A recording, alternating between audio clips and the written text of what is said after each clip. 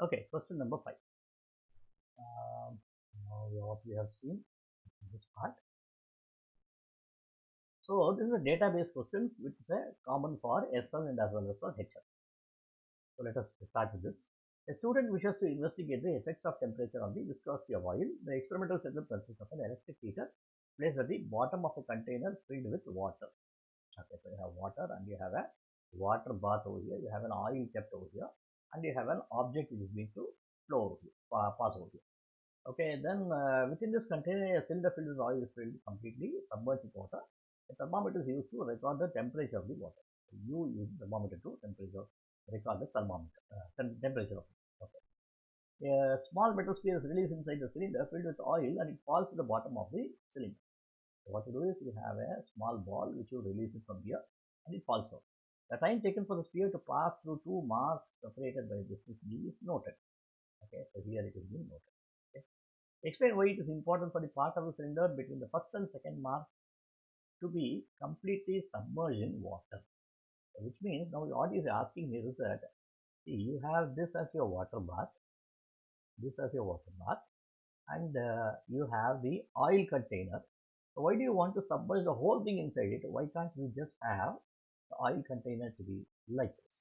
And you can put the oil over here and you can put the object over there so that the object can fall over here and you would be able to find it. What is the reason? The purpose of putting this one here is that, see, if I put only here, probably this part of the oil will become more hotter and this part of the oil will become less hotter, something which we already know. So what we do is, instead of doing this one, I will put the whole container inside like this, so that what will happen? So as this is being heated over here, the entire water gets heated to the same temperature, and as a result of it, every part of it which is in contact with the water will also get heated to the same temperature. So what is it right here? How much is this? This is for 1 mark. So you can say full oil, complete oil should get uniformly heated, and as a result of it, okay, so we are inserting the entire barrel inside here. Okay, next. For a given temperature, sphere is observed to have a time of, take a time of 2 plus or minus 0.1 second. Whenever you it is being written like this, is absolute uncertainty, which I can write as T0 and this is your delta T. To fall at constant speed, what do you mean by constant speed? Between the first and second mark, that means that it has achieved a terminal velocity, which is separated by a distance of d equal to 0.5 plus or minus 0.001, which is d naught plus or minus delta d is given to you. Okay, so you have t naught plus or minus delta t and d naught plus or minus delta d. Use the values to calculate the v with uncertainty at which the sphere falls. Express your answer to an appropriate number of significant spheres.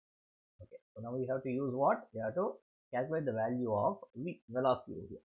Now, how do you calculate the velocity and calculate the value of v? Okay, so now velocity v is equal to distance divided by time, because moving with uniform velocity. So therefore, now what we do, d by t, what is the value of d? D is 0.5 divided by t is 2 over here, which should now be equal to 0.25 meter per second. Okay. And I also want to write down the delta v. Now what do I do it here? Delta v, well, delta v by v, because you know this this has something like a ratio over here. I cannot directly find the value of delta v. I have to use delta v by v is equal to delta d plus delta t0 divided by d divided by t. This is what I need to do, right? So what do I do here? What is the uncertainty in this case? 0.1 over here, and sorry, this is not the way. Just a minute. Let me make a mistake over here. We should not add uncertainties of different ratios. So now I can now write v equal to d by t. So therefore I should write this as delta d by d. This is fine. Delta t divided by t will be 0. So what is delta d here? Delta d value is 0.01 divided by 0.5 plus delta t. What is delta t here? 0.1 divided by 2. Okay, so let us use these values to get the answer, and let me use my calculator. So this will give me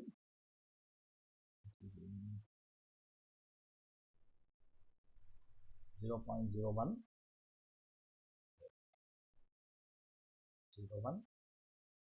divided by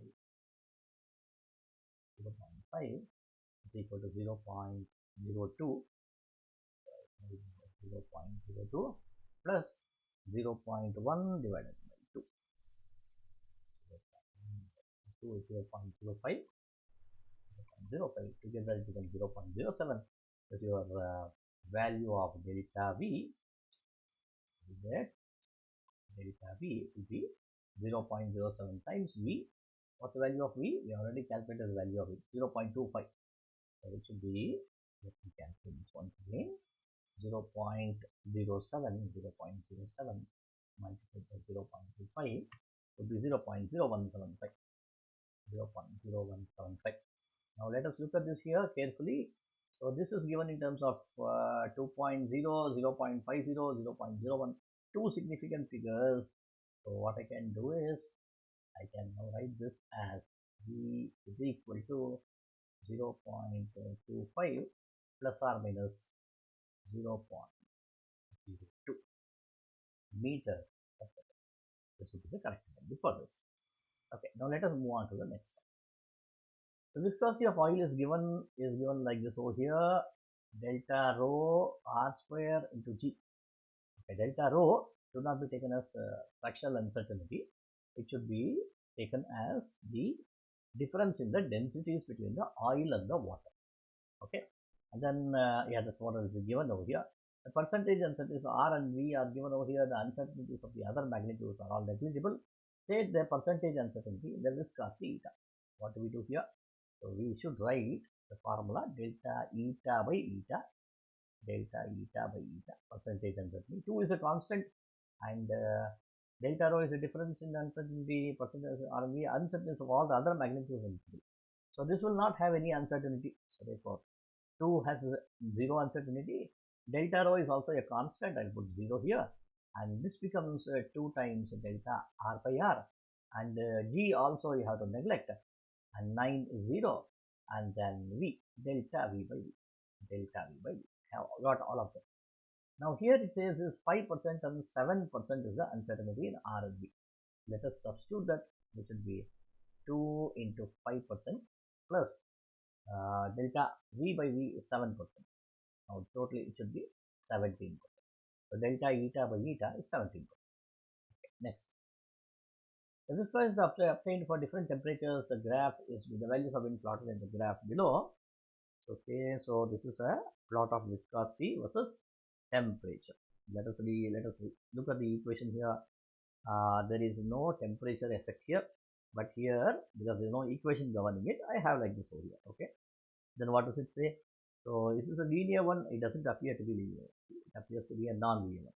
See, before we start solving any problem, first thing is we have to attack the problem. We have to understand the problem clearly. Okay, next, let me go down here. It says use the values in the data points with temperatures of 278K and 323K to show that the data does not support the idea that viscosity is inversely proportional to the temperature of the oil. Okay, he says use two different temperatures, 278 Kelvin and 323 Kelvin, and show that viscosity is not proportional to 1 by 3. This is what it says. See, an acid test to determine whether viscosity is inversely proportional or not to temperature is that if I take this quantity and if I take this quantity, the quantity on the y-axis, quantity on the x-axis, if I multiply both of them, y multiplied by x, this should always give rise to a constant, which tells me that whenever you have y increasing, x should decrease such that the product should remain a constant. Now what is he asking is, prove this particular equation, okay, to 278 and 323. Why do we use this equation? Only to say that these two are seen to be a constant for any values of y and x. Okay, so this is what we need to prove. If suppose if this proof is not valid, then what do you understand? You will understand saying that, okay, that this equation is not valid, or in other words, y and x are not inversely proportional. Okay, now let us start with this. For 278, where is 278? 275 is here. 278 should be somewhere over here. For 278 and 323k, where is 323k? 320 is here. 323 should be here. Now what is this value? These are your x1 value, x2 value. What do I now get? To prove this one, I need to get the value of y1 and y2. Where is the value of y1? Now what we will do is, we will take a point which is nearly to y1. So if I draw a straight line here like this will intersect this one, right? So therefore, it's exactly at 4 over here. So I can now write this is at 4. Y1 is at 4. And what is the value of y2? What's the value of y2 here? Let us take up this line. This line, when I draw, it now points on to this point over here. What is this point? This point, I'm sorry, comes out to be around 1.5, 1.6, 1.6 or 1.7 approximately. There's no value given here. So this value is 1.5.